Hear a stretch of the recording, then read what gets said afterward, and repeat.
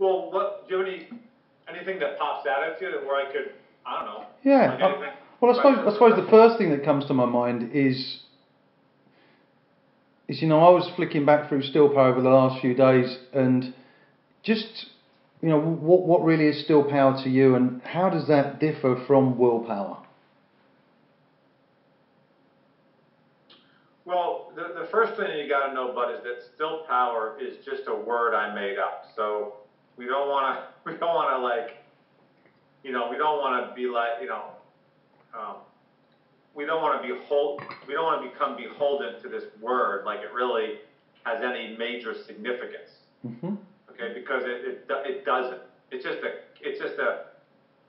a word that when I was in the midst of writing that book and I was searching for a title, it's somehow what came to me. It just kind of stumbled out of my mouth one day. It wasn't, and I'm like, and it was funny because when I first said it, it didn't really resonate 100%. Like, that's it. And what I actually did was I printed it out like on a cover of a book, and I went to Barnes and Noble down the street here, and I put it on a table, and I said to myself, now how is this going to look when someone walks by here in the bookstore? Is that going to catch people's eye? Actually, to be honest with you, I had a couple other titles at the time too. So what I did was, this is back in 2011, so it's a few years back. So I think I had three. Still Power was at the top of my list, but I had three. And when I did that, it became a no-brainer. It really, like, I'm seeing it there on the shelf in this make-believe cover. It wasn't the real cover yet. And I had a couple others, and I can't even remember what they were. Yeah. To be honest, they're so out of my head. And yeah, it really looked right. It was just like, I don't know why it looked right. It was some crummy cover that I just had printed up. It didn't have any reason to look right, but it just looked right, the word. And I did bounce it by, aside from my wife, a couple of colleagues and a couple of people I trust. And it's funny thing about it is, even my wife was the only one that loved it as much as me. In other words, even colleagues, some of whom you know, thought the other titles were better. And after that, I decided never to ask anybody again. Yeah. I'm never asking anyone's opinion because why am I asking their opinion? I already know what I want to do. So anyway, now as far as the question though, in essence, what we're saying is that if you take the common, I don't know what the common definition of willpower is, but we can kind of figure it out. It's like having the internal fortitude to push through a difficult situation. That feels like what the definition of willpower would be. I don't know what it is, but that's probably pretty close, right? So what we're saying is that trying to push through something, first of all, acknowledges that there's something that needs to be pushed through to begin with, mm-hmm. which is never the case.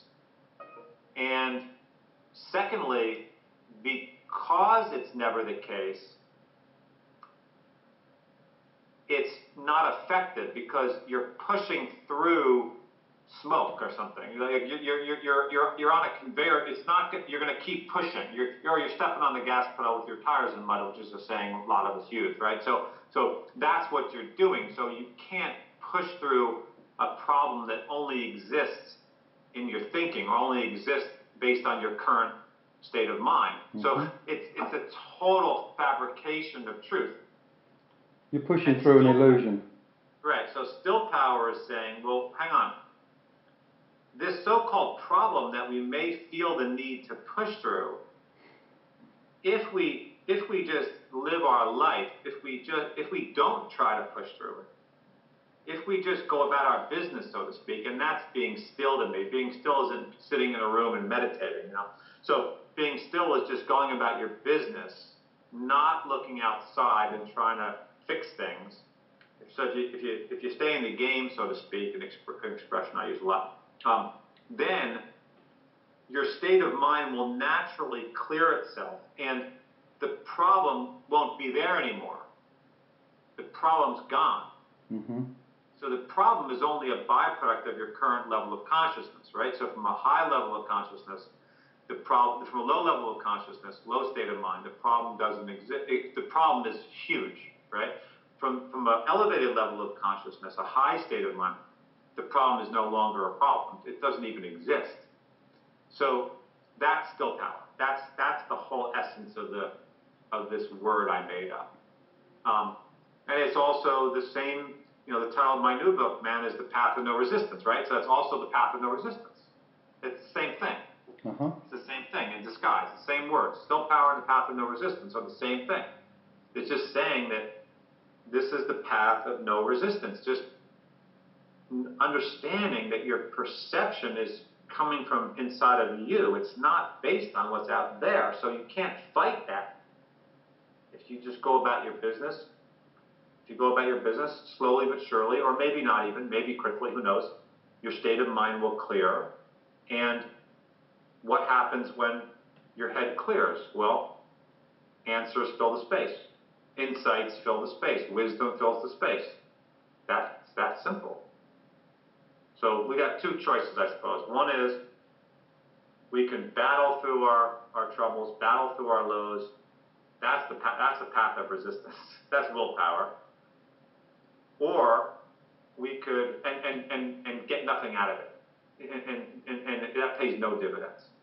Or we could just go about our business. You could maybe describe it as backburnering the issue, maybe, I don't know. But go about your business, and as you look away from all those troubles, your state of mind naturally clears, answers fill the space. Yeah. So that's that. I hope that makes some sense. Thank you. Yeah, it does. I think that a lot of people, when they come up with the word still or quiet, they perceive it as being physical. And we're not, I know you're not pointing towards that. There's a completely different, understanding to that. You mentioned about staying in the game, Garrett, and again, there's a huge link with staying in the game with the guys that I'm talking to with trading, and making sure that they don't get stopped out on the day, or they're not, asked to leave for the day because they've reached their financial limit. And staying in the game, for me, is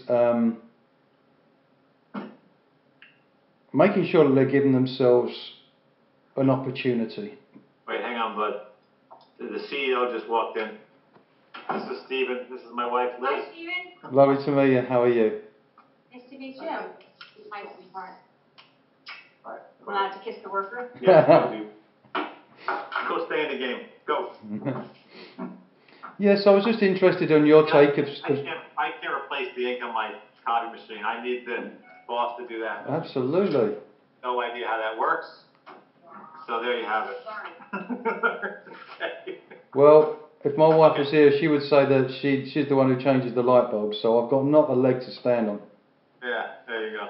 So so staying in the game, I was just curious to if you could say a little bit more about that from your standpoint, please. Well, you're right, by the way, about still people mistaking what that word "still power" is. It definitely, even my publisher. I wouldn't have gotten a publishing deal, I think, if she knew what it really meant, right? Because she was into that, meditate or whatever. So I think that led to a publishing deal, and she didn't know what it meant. But anyway,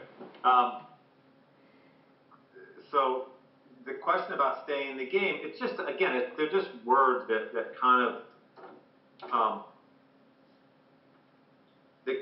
point to the fact that, okay, if we let's use a ice hockey player just as an example, okay? So let's say an ice hockey player is skating down the rink during a game, and he gets slashed from behind. A guy hits him with a stick from behind, okay? And he feels pain, or he gets angry, and he feels like violated, personally, it's a personal affront to me, like, who the heck is this guy that hit me with a stick, whatever, right? Now, so what I'm describing is feelings that are a byproduct of a low mindset, low state of mind, low level of consciousness, okay?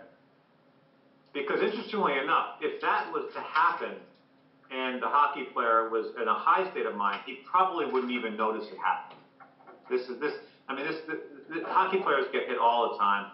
It's amazing how sometimes they notice it and sometimes they don't. But that tells us a lot. Okay.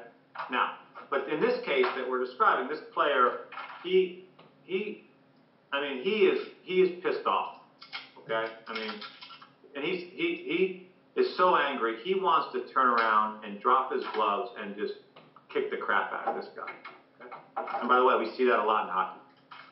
Now, my advice to this player, as far as what we're talking about, staying in the game, is when you feel like that, it's a natural signal that human beings aren't seeing life clearly.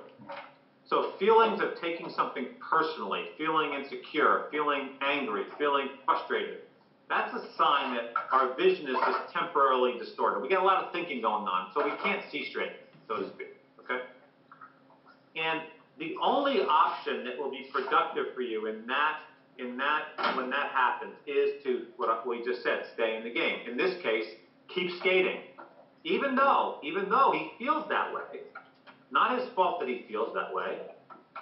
The only answer is to stay in the game, keep playing, because if you turn around and make this outside-in connection, okay, that guy's the reason I feel the way I feel. In order to feel better, I need to fix him.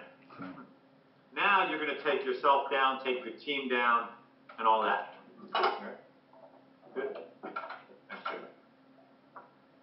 Sorry, Stephen. Sorry about that. So, maybe in a closet. So what we're saying is, stay in the game.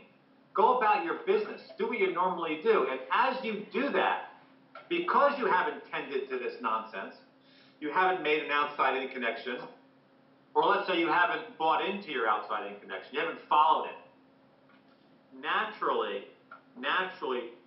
your state of mind will clear. The psychological immune system that we're all blessed with will kick in.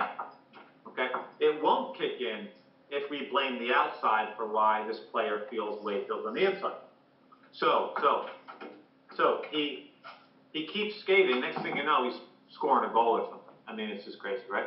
So staying in the game is simply an expression that says, if you're bound up, if you're anxious, if you're angry, if you're frustrated, whatever, worrisome, you name it, the only way to move through that, to activate your innate resilience, let's say, is to just go about your business, even though you feel that way.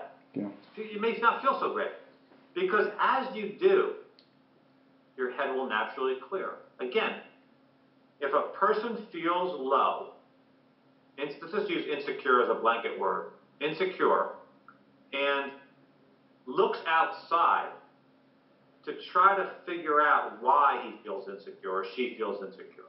If a person does that, they're going to go on a wild goose chase, and their level of productivity will tumble downwards.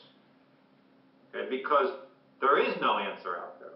Again, if you go about your business, as your state of mind rises, those same things that you just identified as the source of your insecurity, from a higher state of mind, guess what? They're still out there. But you don't feel insecure anymore. So they couldn't have been the source of your insecurity. The source of your insecurity was your momentarily jammed up head. Now, people may say, okay, that sounds right. Why do you get a jammed up head to begin with? Okay? Now, that question is the answer to that question may seem like I'm not answering the question. Because the answer to that question is we don't necessarily control our thinking. We thought is this, we look at thought as reality, right? When his thought is actually a spiritual principle that just kind of flies around, lands in our head, and the degree it lands in our head and how much thought we have going on is kind of out of our physical control, or we're just not intellectual control, I should say. Now, however, the more a person sees what we're talking about, the less likely they'll find themselves all jammed up in their own head. Yeah. So you said to me before that your level of grounding, although I think we all have the same level of grounding, it's just the degree we kind of cover it up, but maybe you had you were 2 years ago compared to now, you've unshrouded a whole bunch of this outside in misconception, all this, feelings come from out there thinking. Sure. And you've just shrouded that away. Me too. I mean, 2 years ago, I'm the same thing. Same thing. Doing this work has had effect on people. So I think that people will say that their thinking is a result of a circumstance. Not true. No way. Not true. I mean, it's habitual, but it's not because of the circumstance. It's habitual. It's habitual because of a misunderstanding, and and that's just carried through time. Yeah.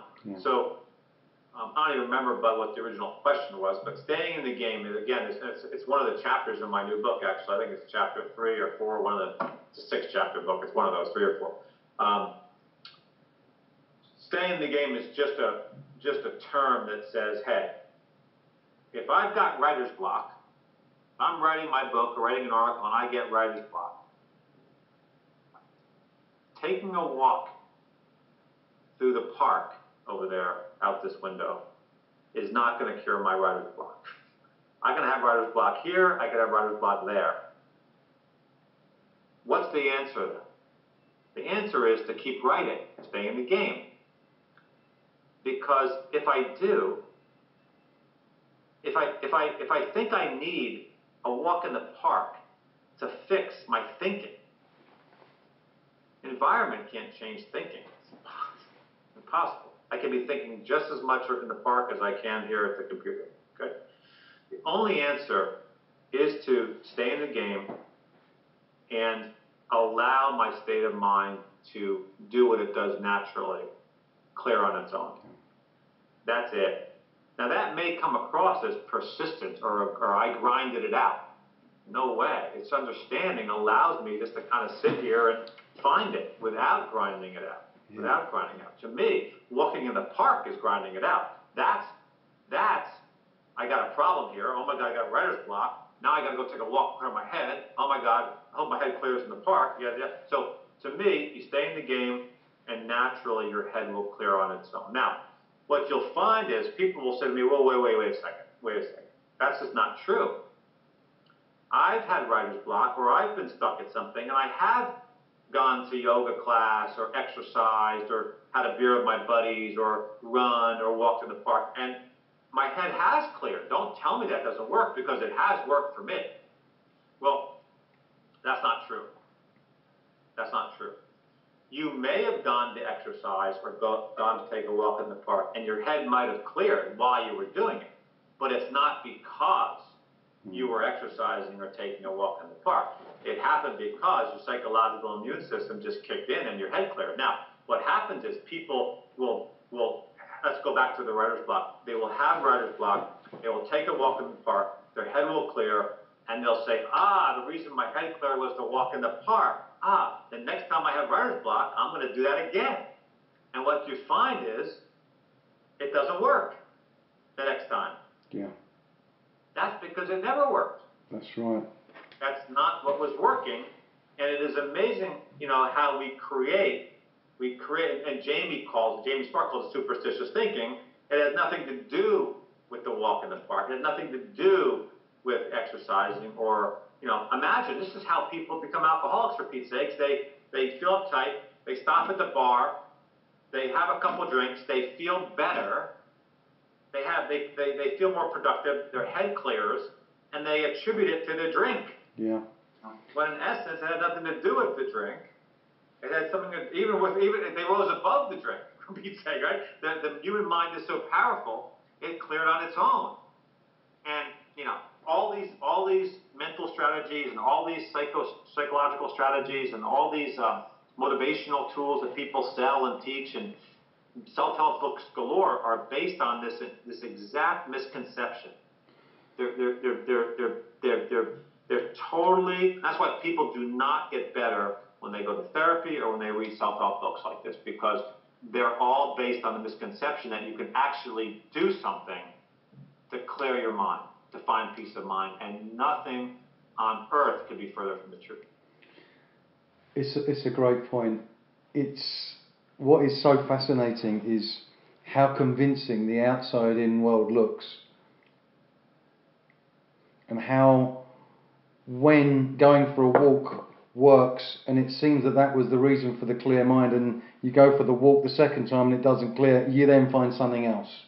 But we're always attributing in it, with our lack of understanding, to something on the outside.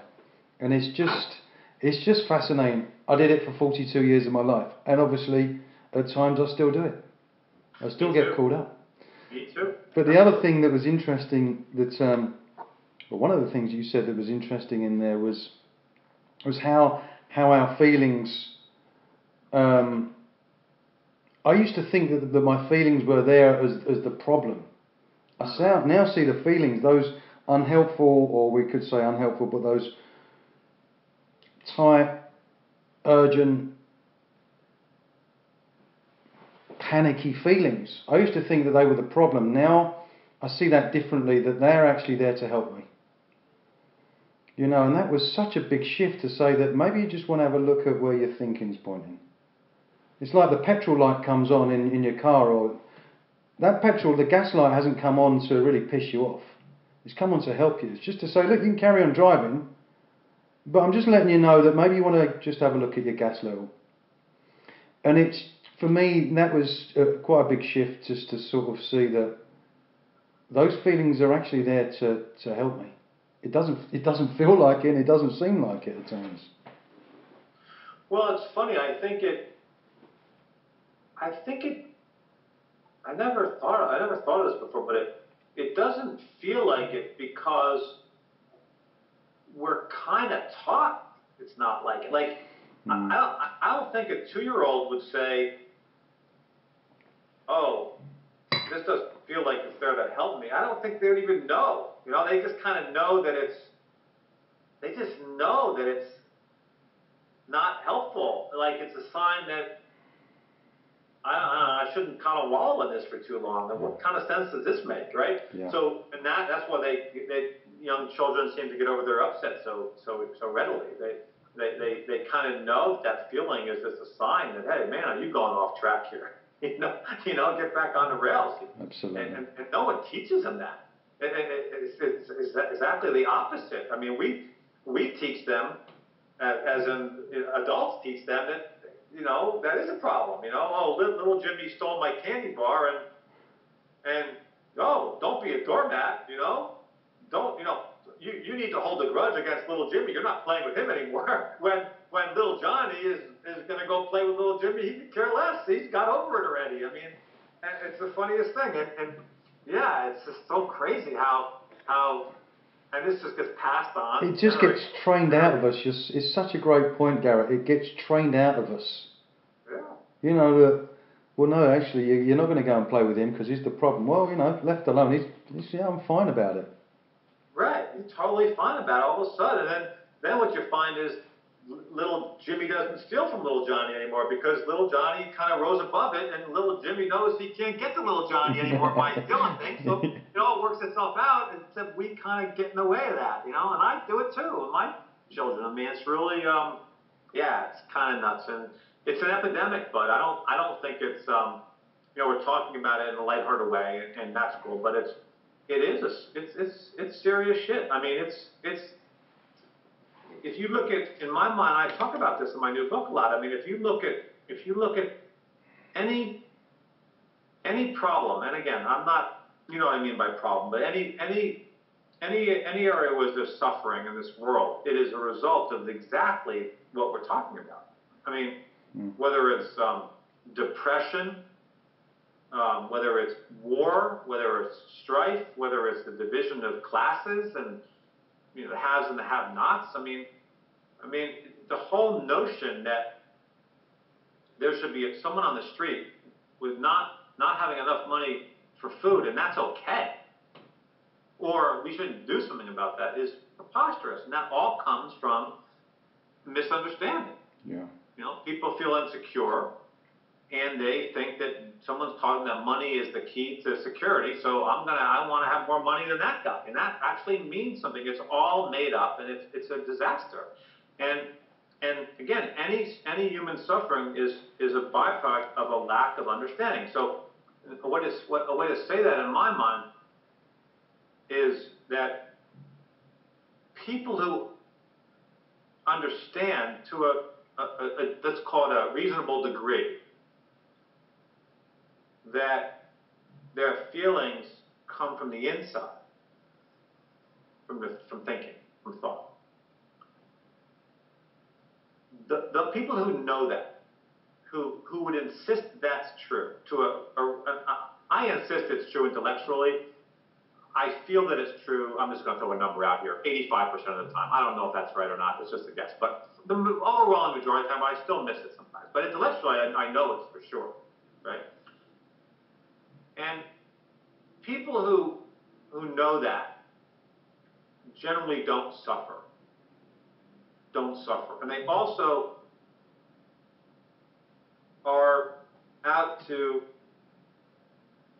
really support the suffering of others. I mean, support those who are suffering also to the best that they can. So, but to be honest with you, like if I see someone on the street suffering and I want to give him money and I got 100 and I give him a 20, I'll give him the 20. Now, maybe I should give him the 100, but my insecurity doesn't let me do it. Yeah, great point. Right? That's a great point. My insecurity says, well, that's too much. Now you're getting crazy with that. And I'm not saying 20 or 100 either. I'm not saying what's right. I'm just saying like, now I remember being with my daughter once and she was just blown away by this. I just had a couple hundreds. I gave this woman $100. She's like, you just gave that woman $100 bill. And my daughter told everyone in school about that. Like to her, that was the most amazing thing. She's like, everyone knew I gave someone $100. I didn't want anyone to know. No one was supposed to know. But next thing you know, she's telling all her friends, you know what my dad did? I mean, you're not going to believe it. And she found it just totally blew her away, which was kind of cool. I don't mean to get off track, but I think it's until people realize that your suffering and my suffering, as Sid Banks would say, the guy who's held up in the darkest tent in Africa suffering, Adolf Hitler's suffering, Nelson Mandela's suffering, it's all born from the same thing, thought. And until we realize that nothing else really matters. Your past doesn't matter. Your intellect doesn't matter. Your circumstance doesn't matter. We're all connected via this universal principle of thought, and it works the same way for everybody. Everybody. And people who believe that their feelings come from circumstance and not thought, those people suffer. And the more they believe that, the more they suffer. And you talk about people who are insane or who inflict harm on others. Those are people who, for whatever reason, they just are hoodwinked by this outside-in misconception. My circumstances make me feel a certain way. Yeah. Now we could say those people don't own up to their responsibilities. They're not accountable, but they're not capable of being accountable. They believe feelings come from the outside. And someone who believes that, it's going to be logical for that person to lash out at the outside. Just like that hockey player. If that hockey player believes that his anger and his frustration and his insecurity is coming from the guy that hit him, he's going to lash out at that guy because that guy made me feel bad. In order to feel better, I've got to take care of this guy. That's logic to him. It's logic. Now, one of the questions that kind of follows, Steve, as you probably know, is like, well, why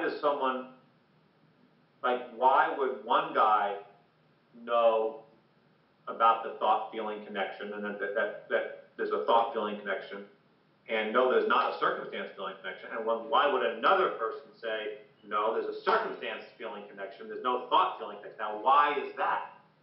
Right? Now, the answer to that, you'll never find. See, that's an impossible question to answer. And if you try, you're going to go to circumstance and you're going to miss it. Because you could have two people grow up in the exact same circumstance and one will see it and one won't. It's so all over the place, it's not even funny. Yeah. There's no reason, there's no circumstantial reason for that. It just is. It just is. I have 3 children. They grew up with the same parents. They have varying levels of understanding of where their feelings come from. That's just the way it goes. I don't know why that is. It freaks me out sometimes that we don't have a control over why that is. But that's just the way it is. Yeah. Why did Hitler become Hitler and Mandela become Mandela? There's no, why did Osama bin Laden become Osama bin Laden and Martin Luther King become Martin Luther King? I don't know. No, and you can't, if you look and try to figure it out, which we've been doing for years, you're going to waste your time. It doesn't matter. All you want to look at is, okay,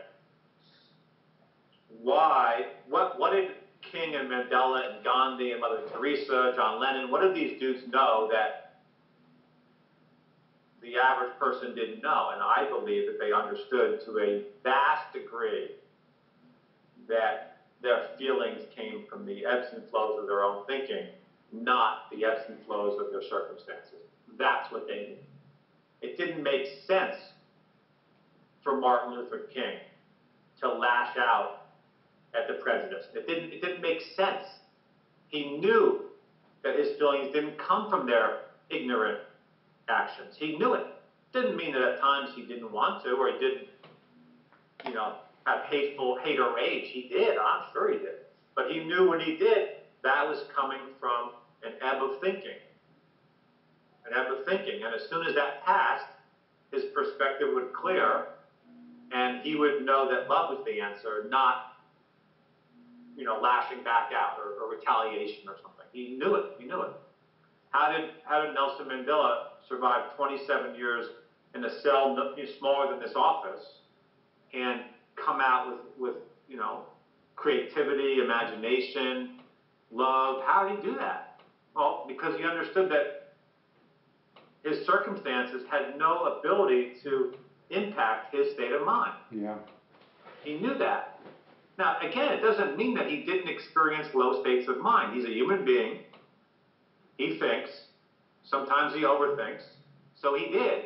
But he knew when that was going on, it was merely because he had an influx of thought, and that was kind of random. And if he just if he did not feed it with intention and belief, if he did not feed his perspective when he had an influx of thought, his perspective would be maybe hate, maybe weakness, maybe cowardice. I don't know. I don't know. Right? Maybe judgment. If he did not buy into those perspectives that emerge from a jammed up head, they would go away. They would fade. And his perspective would clear. And he has the same circumstances, and now he has a clear perspective, and he's back to love again, understanding again, compassion again, even for his captors, right? Compassion again. And circumstances remain the same. Inside out. You've heard that. I mean, it's inside out. It's not outside in. Experience is created from the inside out, not the outside in. And these sages, again, Mandela and Gandhi, King, and Mother Teresa, John Lennon. I'm a big John Lennon guy. I think he was, I think he was so insightful. It was crazy. Abraham Lincoln. I can go on. Robert Kennedy. All these people I talk about a lot. They kind of knew that feelings came from the inside, and to me, that is the essence of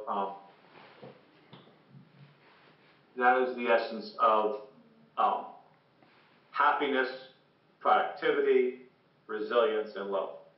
So you talk about traders, man. Hey, if a trader, just like an athlete, thinks that his or her feelings are coming from their from the market. Oh my God. Or from a coach, or from a boss, or from a whatever.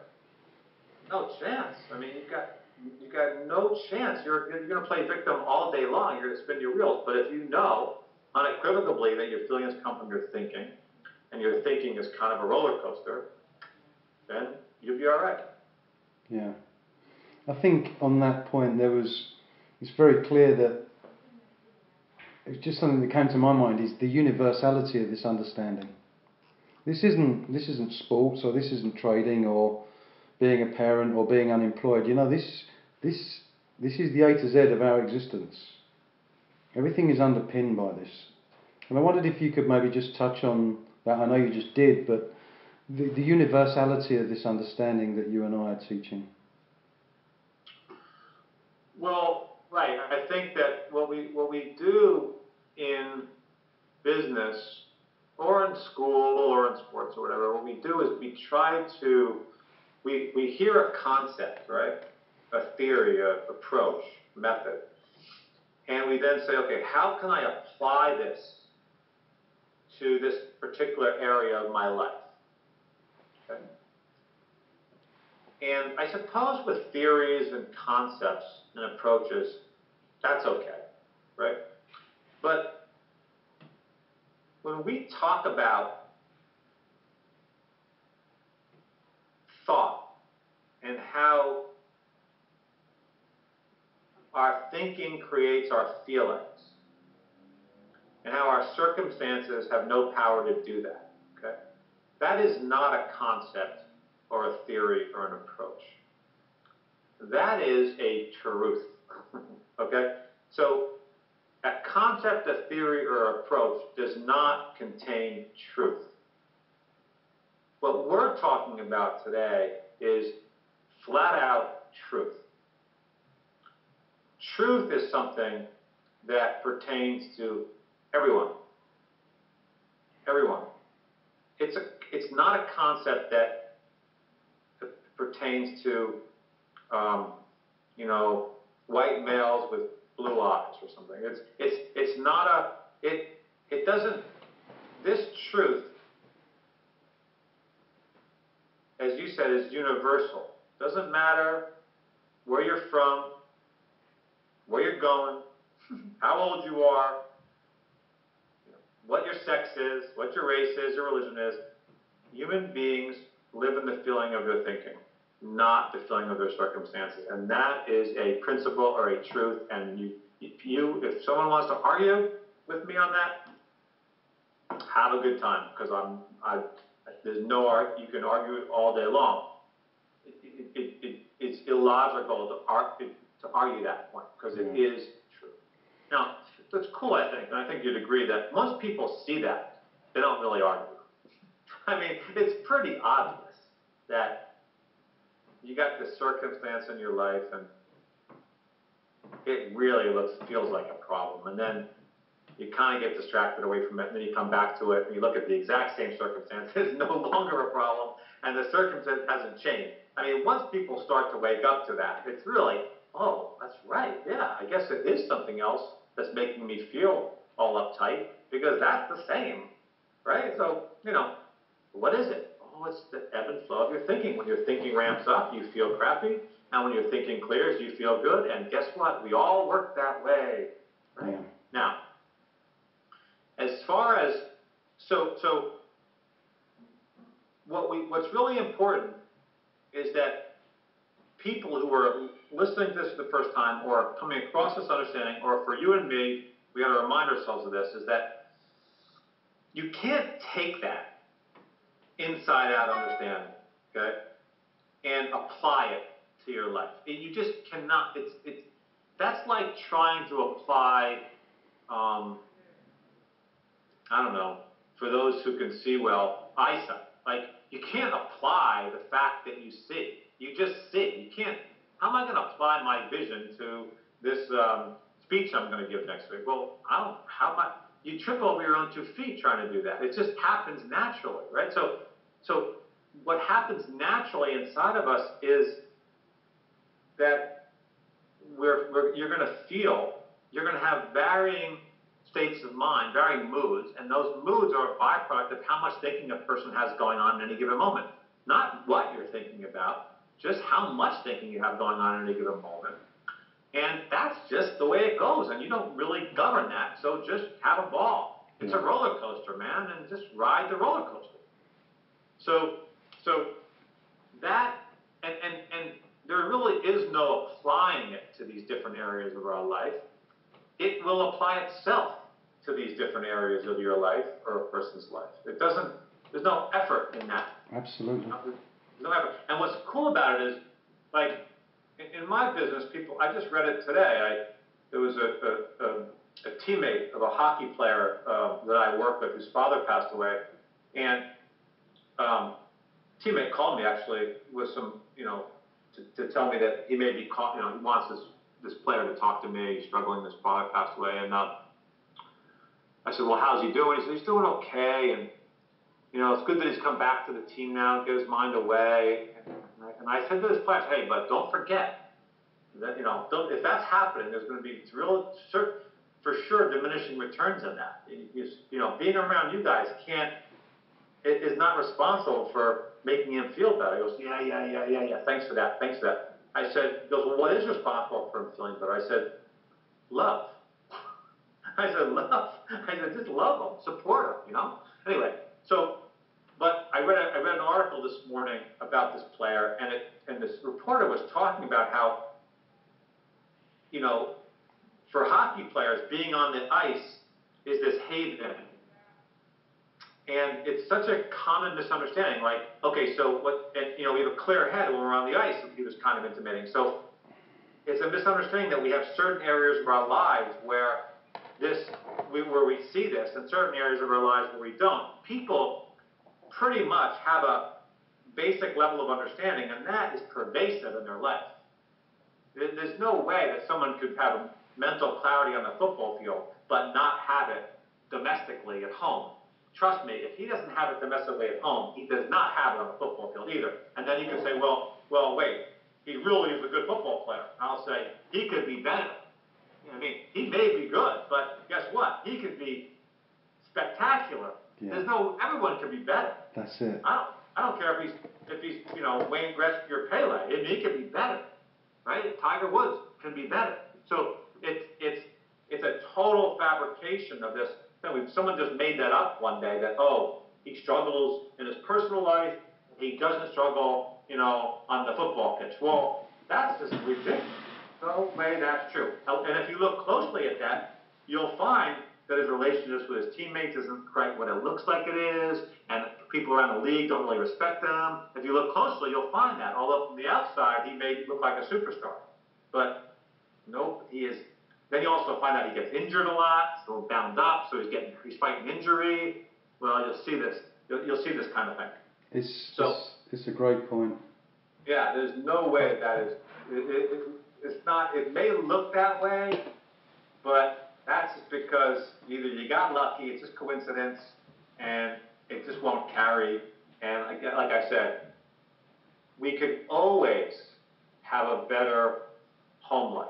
And I don't, you know what I'm saying. We could always, respect our spouses more. We could always pay more attention to our children. We could always score more goals. We could always sell more books. We could always make more trades. We could always be better, And I'm not saying that is the key to happiness. I'm just saying the more a person understands how the system works, how the mind works, inside out, not outside in, the more productive they are. That's just it. And that productivity will be pervasive across the board, And I know for myself, when I'm all jammed up, I'm jammed up here. I'm jammed up as a parent. I'm jammed up as a husband. I'm jammed up as a citizen. I'm jammed up as everything. It's no way I'm not jammed up in one area. I don't know. It's that state of mind in the moment dictates our whole life. Well, it dictates our perception. It's what we're seeing in that moment. It's everything. It's not, well, that's great, but that's not so great. It's like the tide in the water. When the tide's in, all the ships, all the boats are at the same level. And when the tide's out, there's not some boats at different levels. It's so true. We see everything according to the state of mind we're in. And here's the cool thing about that, though. Like, your saving grace, though, is even when you're, when you are jammed up, if you understand why, you have a little different perspective on the jammed up. Yeah. That's all I could say. Like, if you understand why, you just kind of know that this is going to make sense. Like this perspective is not written in stone. Like, you just know it. You just know it to be true. And you also know that you're probably going to even forget about it. Like, that perception, like what you're thinking now, what you're seeing now, is like you won't even remember it in a matter of time. Like, it won't even, it has no, it's not, like I said, it's not written in stone. Now, if you don't know that, if you think that this perspective is a fixed quantity, like if you think this is it, then you're screwed. Then you're screwed. So it's kind of knowing that as thought falls away, perspective changes for the better. Yeah. For the better. That and knowing that thought will fall away. It will fall away. It's just how the system works. That it really gives you a different perspective on your struggles. A good analogy that I use a lot, I mentioned it already, is a roller coaster. Like, if you were plunging down on a roller coaster and you didn't know how roller coasters worked, right? If you didn't know they're designed to go back up, then it would seem logical to, when you get to the low point, to pull the emergency brake and get out of the car and kind of fix under the hood, right? Because we got a problem here. But what essence, you're down at the bottom of the roller coaster, so you can't see. Your perspective is blocked. Like, you have no perspective. Your vision is just totally, you're just jammed. You're blind. Let's say, right? Now, again, if you don't know how it works, well, we got to fix this, man. This is back to the willpower thing, right? Now, what's funny though is when you do that, you're stalling out something that isn't even broken. I mean, it's not even broken. You've just pulled the emergency brake and you stalled out this low perspective, this low state of mind that it's going to fix itself in a second. You just stalled it out, though. So you're fixing it. You're trying to fight through it. You're trying to figure out why I feel this way. You're trying to fix why you feel this way. You're under the hood, man. Now we've just totally discombobulated the system because the system wasn't broken. Now you got to put it all back, and it's a disaster, right? Now, the point is, the roller coaster. Now, if you know that this plunge is designed to go right back up, then it wouldn't make sense to try to fix things. You just stay in the game, as we said before. You stay in the car. Yeah. And before you know it, whoa, cool, I'm all right. Yeah, I got it now. The answers just came to me. That's it. So, yeah, it's just a total misunderstanding. And there's so many coaches and parents and teachers and therapists and whatever out there teaching people to fix under the hood to discombobulate something or obstruct something that's not broken in the first place. Yeah. And just what looks different for me now, and I remember Don Donovan saying something along the lines, Garrett, of when he was asked, does he get in low moods and still get caught out? He says, yeah, of course. I just have a different relationship with it now. And I think that's kind of what you're saying. It's just that trust, that knowing, the understanding of how the system works. It's just not a problem now. It's just not as much of a problem. It's a problem when we don't see it, but underneath it, there's just a trust that, well, this is just part of the roller coaster ride. Yeah, no doubt. And if anybody says, well, okay, well, and I'm sure they said this to you because they said it to me, is that, well, that's okay for you, but I've had some real trauma in my life. Yeah. I've start to name all the things, tragedy and heartbreak and loss. Well, it wouldn't make sense in the moment when that happens for me to have a pity party with that person and try to match my life traumas with their life traumas. Sure. which is many people do that, you know. The only answer to that person is not to get in the mud with them and commiserate and share war stories, you know. The answer, although it's tempting, by the way, Yeah. it's Oh it's yeah. tempting because it's almost like it's easy at some certain moments when you're not seeing it. When I'm not saying to get defensive and say, how do you know what my life is like? You have no idea, you know. But needless to say, you know, commiseration will never work. Support will always work. And the only way to support someone is to keep pointing back that their perspective on everything, on anything, is based on where that car on the roller coaster is at any given moment. That's it.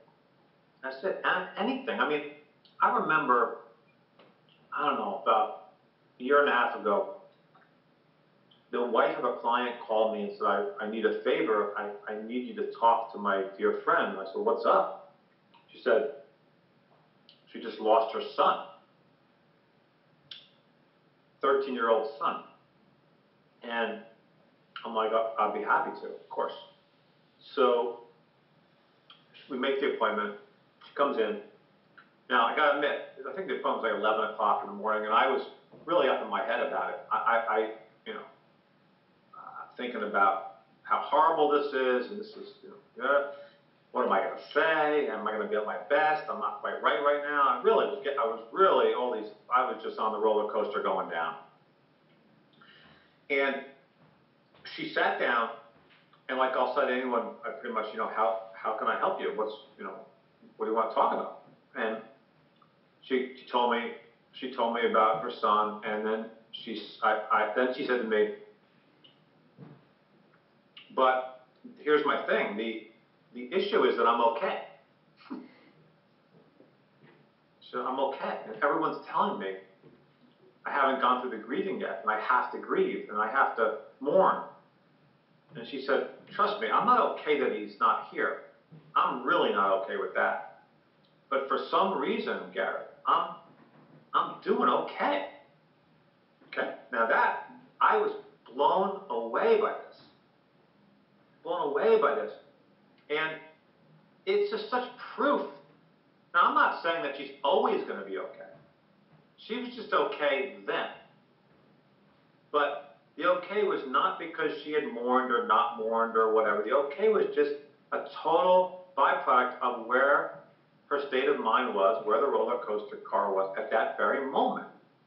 And she wasn't getting in the way of that. She was just kind of, oh, that. And it turns out I learned more about her over the next year was that she'd always been that way. Like she was a real clear thinking person. She just kind of got it, right? She was one of those people that didn't, she was on the right end of the spectrum, you know? And sure enough, this tragedy occurred and she was okay. Again, not okay that it happened. Not okay because she went on a private retreat to try to get over it, or she exercised or took drugs or did yoga or went to church or temple or something. No, she just was okay because she just was. She just somehow knew that she lived in the feeling of her thinking, not her circumstances. And I don't know, the stuff that was pouring out of her was so insightful and so cool. I learned a lot that day. And I don't know, to me that was like the ultimate proof. Now, it shouldn't have been.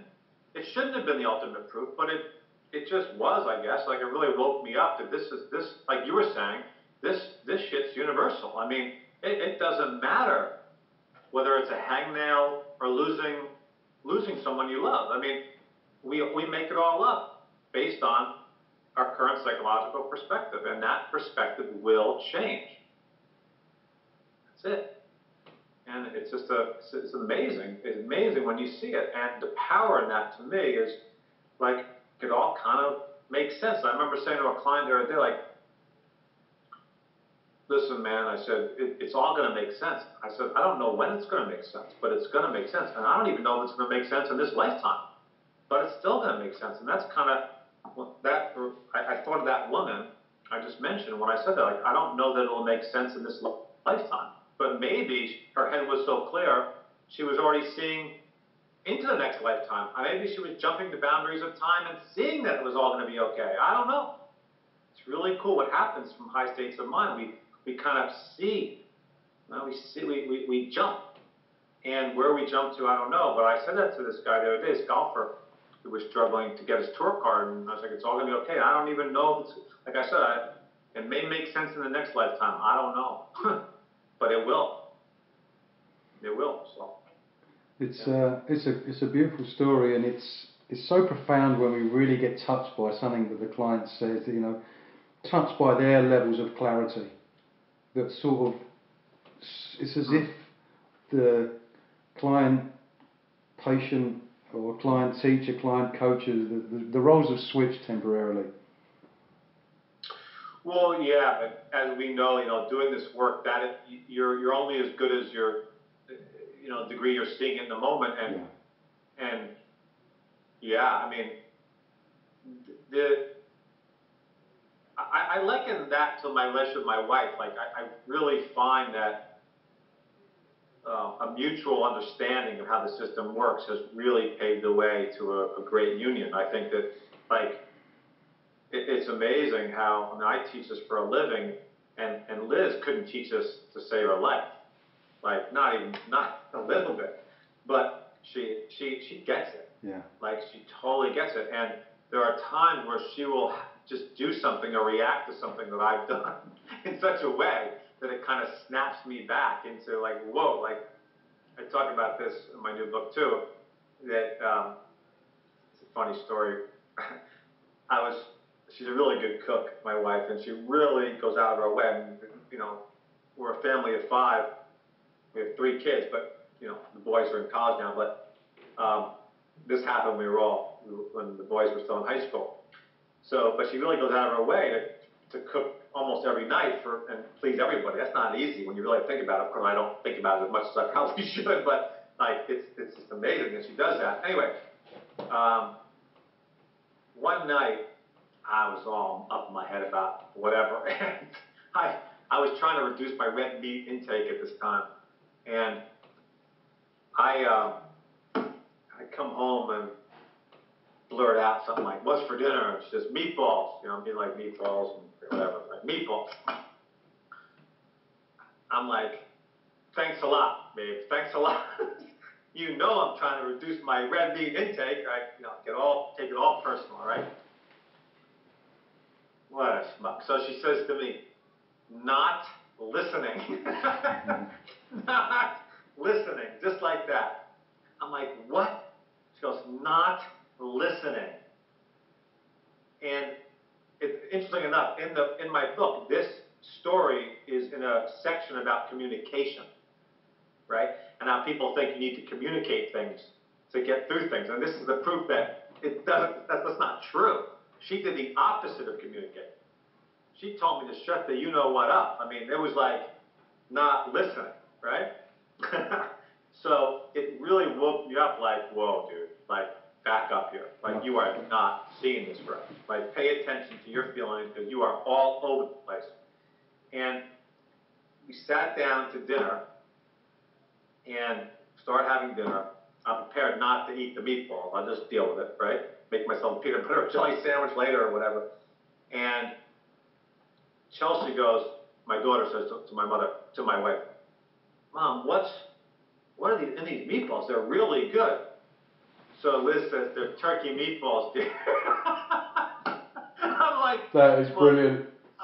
oh my God, did I just put my foot in Oh, my fantastic! Yeah. Yeah, like like we just don't see it right. Those feelings were telling me like, not seeing this right, man. Keep your mouth shut. Of course I Yeah. didn't. And lo and behold, she was considering my diet. She was doing all those things. I was so up in my own head.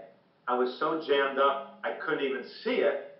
And luckily, she snapped me back into just keeping my mouth shut, and it all worked itself out. We had a good laugh over it. I love the fact that she didn't even tell you.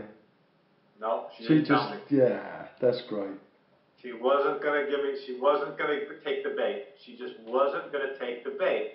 She could have taken the bait and told me that she was all these things, but what she knew and what's really poignant about the story is that she knew no matter what she said in that moment, I wasn't seeing it right. Yeah. Like, in other words, I wasn't, if she had engaged me, it would have been a disaster. And that's why, and I talk about in this section about how, communication is not always the answer, because I wasn't capable of communicating right there. I was all over the place. And if she had tried to reason through this with me, I would have bitten her head off.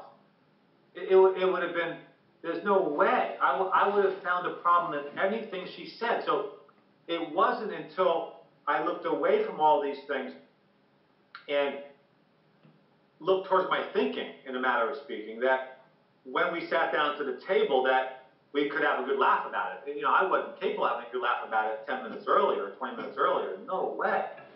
And that, in essence, is, to me, like, I always say to couples, look, I only need one of you guys seeing it. If one of you sees it, we'll get through this.